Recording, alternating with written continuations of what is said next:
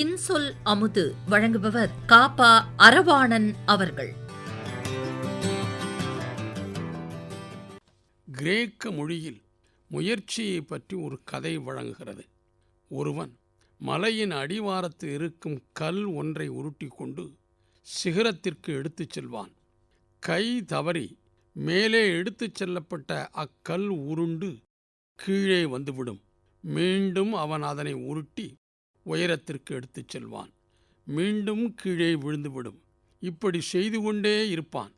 ஒரு வேலையை முடிக்க வேண்டும் என்பதில் உறுதி உள்ளவன் தோல்வி கண்டு தளர்வதில்லை. அவ்வேலை முடியும் வரை தொடர்ந்து உழைத்து எடுத்த பணியை நிறைவேற்றியே தீர வேண்டும் என்பது இக்கதையின் கருத்து. நம் ஊர் வேளாண் உழவரின் உரிய காலம் வரும்பொழுது விதை விதைக்கிறார்கள். விதை முளைத்து நாற்றாகிறது. நாற்றை பறித்து பக்கத்தில் உழுத வயல்களில் நடுகிறார்கள். நட்ட பயிர் வளர்கிறது, விளைகிறது, அறுவடை செய்து எடுத்துக்கொள்கிறார்கள். இவ்வேளாண்மையில் நடுவே பெரும் புயல் வீசும், மழை பொழியும், வெள்ளம் பாயும், பயிர்கள் நீரில் மூழ்கும். சில சமயம் நீர் வடிந்து விடுவதும் உண்டு. நீரிலேயே இருந்து பயிர் அழிந்து போவதும் உண்டு. என்றாலும் அந்த உழவர் கலங்குவதில்லை.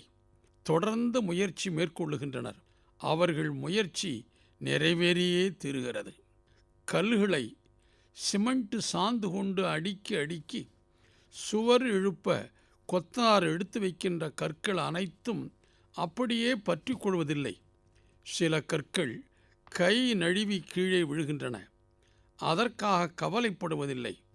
அதனை எடுத்து மீண்டும் அடுக்குகிறார். திட்டமிட்ட உயரத்திற்கு சுவரை அவர் எழுப்புகிறார்.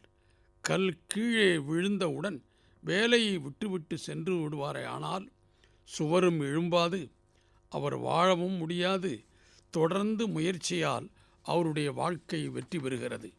காட்டு யானைகள் பற்றிய படங்களை பார்க்கிற பொழுது பல பயனுள்ள நிகழ்ச்சிகள் நிகழ்வதை காண முடியும். ஆங்காங்கே இருக்கும் குழிகளில் தாய் யானையை ஒட்டிக்கொண்டே வரும் குட்டிகள் விழுந்துவிடும். குழியில் விழுந்துவிட்ட யானைக்குட்டி மேல் ஏற அங்குமிங்குமாக ஏறி அலையும். தாய் யானையும் கூட வந்த இன்ன பிற யானைகளும் அக்குட்டி யானையை விட்டுவிட்டு சென்று விடுவதில்லை. மேலிருந்து துதிக்கையை நீட்டி அதன் துதிக்கையை பற்றி கரைமேல் இழுத்து விடும் வரை தொடர்ந்து விடாமல் முயலுகின்றன. இதுபோன்ற யானை முயற்சி மனிதனுக்கும் வேண்டும். இன்சொல் அமுது வழங்கியவர் காப்பா அரவாணன் அவர்கள்.